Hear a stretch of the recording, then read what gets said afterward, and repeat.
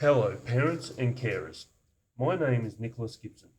I'd like to welcome you all to this short presentation on health, sport, and physical activity in Australia, and more specifically, the benefits that the students of this school, your children, will gain now and throughout their lives through continued physical activity and participation in sport. When we think of being healthy, we think of being able to run a mile, play sport, eat the right food. However, health encompasses much more than this. Like you, I want your children to be physically, emotionally, mentally, socially, and spiritually healthy. And though the individual plays a crucial role in gaining and maintaining this health, the supportive roles you as parents and we as a school play are just as vital. In Ottawa, Canada, in 1986, the World Health Organization held the first international conference on health promotion, presenting the strategy of Health for All by the year 2000. The Australian Institute of Health and Welfare responded to this challenge by identifying 9 national health priority areas, or NHPAs. These included cancer control, cardiovascular health, injury prevention and control, mental health, diabetes, asthma, arthritis and musculoskeletal conditions, obesity, and dementia. The term morbidity refers to the incidence or level of illness or sickness in a given population. As the children of this school belong to a younger demographic, it can be expected that not all these NHPAs, such as dementia, though I do wonder with all the forgotten homework sometimes, apply to them. As such, I have chosen 3 NHPAs that I believe are most prevalent to your children. These are mental health, obesity, and asthma. Firstly, I'm going to speak about what I believe is the most important issue affecting your children today, mental health. When one is mentally healthy, they are in control of their life and in a state of coping and feel good about themselves. People who are mentally healthy lead productive lives, maintain good social relation networks, and are able to cope with adversity. On the other hand, mental illness is experienced when a person feels like they don't have control of their life, are incapable of making decisions, and have a general negative outlook, with life seeming worthless and having a lack of meaning. This can result in depression, anxiety, schizophrenia, and self-harm, which ultimately can lead to substance abuse such as drugs and alcohol, eating disorders, whether eating too much or not enough, and can potentially result in suicide. The reason I feel mental health holds such prevalence is the stigma attached to this disease, and that is what it is, a disease. Many people view mental health issues, such as those previously mentioned, as something a person can quickly get over if they change their attitude. Toughen up. It is often something that is dismissed, and as such, people suffering do so in silence. However, mental illness is not a rare occurrence. It is recognised 14% of children between the ages of 4 and 17 have mental health issues. And the huge statistic of up to 40% of children have shown minor symptoms of depression. One of the leading causes of death in the mortality rate of young people between the ages of 15 to 34 is suicide. This accounting for 23% of the mortality rate, almost 1 in 4. This is an astounding statistic. The cause of mental illness is varied and complex. It has been identified as hereditary in some cases, though environmental factors and personal experience can heavily impact on an individual's mental health. Examples of these include low socio-economical status, ethnicity, physical, sexual and emotional abuse, schoolyard bullying, media stereotypes, and discriminations. If affected by mental illness, children can experience loss of friends, isolation, and a drop in their academic performance. As parents and educators, we must work in tandem to recognise and address any mental health issues that arise in our school. As a school, we are vigilant in regards to observing your child's behaviour, and we quickly act upon and address any forms of bullying. We endeavour to create a safe environment where any student will feel confident in approaching and discussing with us any concern or issue that may have potential to affect their well-being. A student counsellor is also a service we provide. Physical activity is proven to have a positive effect on mental well-being. It releases serotonin and endorphins in the brain, which positively influence mood. As such, physical education, playtime at lunch and recess, and various sporting events not only provide this productive physical activity, but include students in a socially beneficial setting, enabling them to interact with their peers and make friends.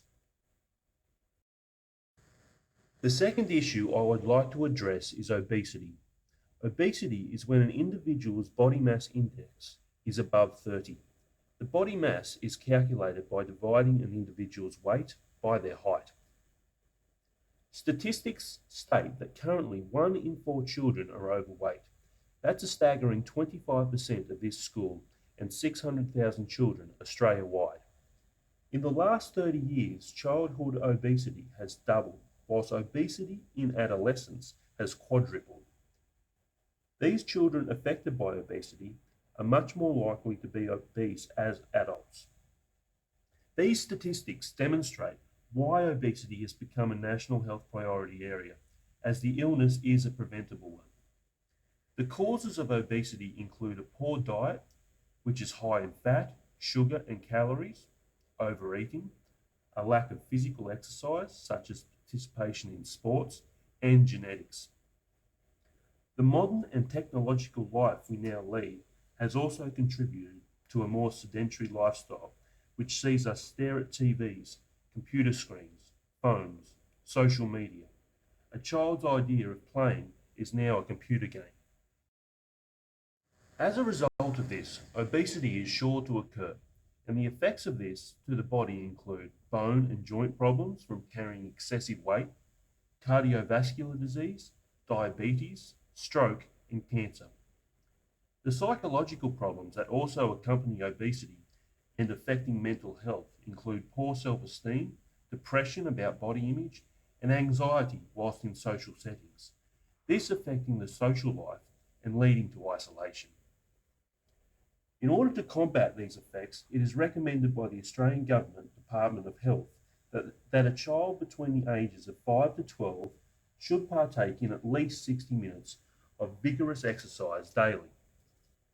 To accompany this, a child's diet should be as healthy as possible, including proteins, fruit, vegetables, grains, and limiting fats, sugars, and other junk foods.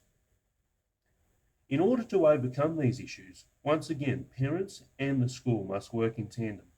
As a parent, home meals should be healthy and nutritious, and a limitation on media of no more than 2 hours per day as recommended by the Department of Health. Encouraging physical activity. We as a school have introduced a pre-recess snack of fruit or vegetables. The school canteen menu has also been reviewed, and as such, we only provide nutritious, healthy, though still tasty food options. This accompanied by the sports equipment provided during recess and lunch, and the incorporation of physical activity into other lessons is all helping to prevent a sedentary atmosphere at school. Finally, I would like to speak about asthma. Asthma is a respiratory disorder characterized by episodes of difficulty in breathing, wheezing, coughing, tightness of the chest, and buildup of mucus secretions. The medical community is not entirely certain of why asthma occurs in the body, though they have identified numerous causes. These include smoking or exposure to cigarette smoke, air pollution, allergies, obesity, and hereditary factors. Physical activity, as well as emotional stress and anxiety, can also trigger an asthma attack. 1 in 10 Australians have asthma, and it is most common in children between the ages of 5 to 9. Females tend to have a slightly higher rate of asthma than males. Australian prevalence of asthma is high in comparison to other countries. Asthma rates are high in female Indigenous population. The rate of mortality in Australia from asthma are characterised by the following. Asthma compared to other diseases has a relatively low death rate, though this death rate is higher when compared to international standards. This is attributed to asthma attacks in isolated areas where medical intervention is not possible, though this mortality rate has decreased significantly over the last 15 years. Once again, parent and school must work together to address this illness.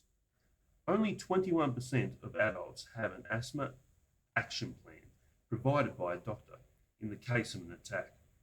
It is now a requirement by this school that all asthma sufferers must submit an action plan to staff.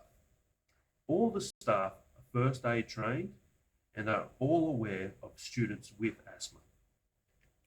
Despite asthma sometimes being attributed to physical activity and sport, this should not exclude anyone from participation. The fitness achieved from physical activity helps increase lung capacity. In summary, our school is doing a significant amount to increase and foster your child's health and physical activity. This physical activity is also supplemented by programs which come to our school, such as Healthy Harold, Jump Rope for Heart, road safety, substance abuse talks, and sexual education. Thank you for your time and attention. I look forward to hearing any suggestions that can further your child's health.